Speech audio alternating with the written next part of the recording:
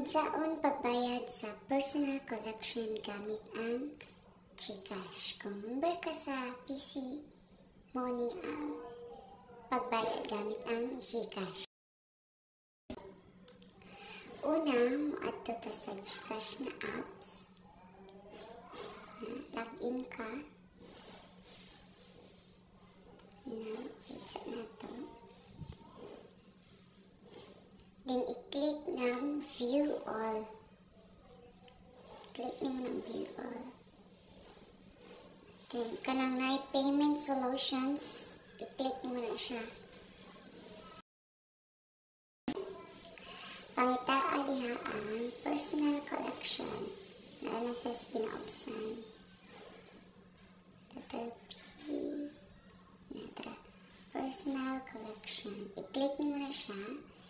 Ibutang diha ang pila imong bayro nun. Example,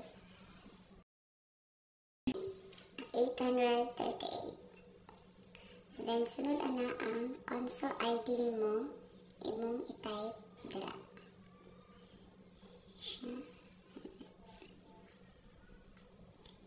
Next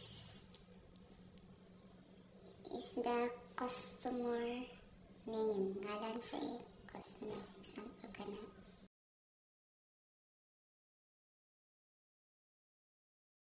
Then, kanang email address, optional rin na siya. Pwede rin na wala.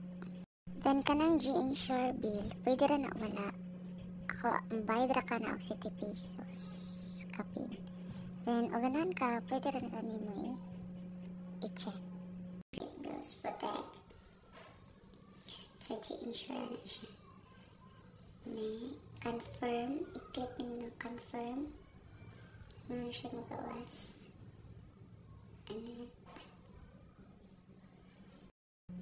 Then, naakay, bayro nun nga 15 pesos. Ano na siya ang total ng mga mabayran. Then, thank you for using GCash. Muna na to siya. Muna katbayan.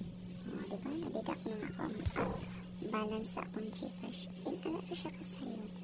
Thank you for watching.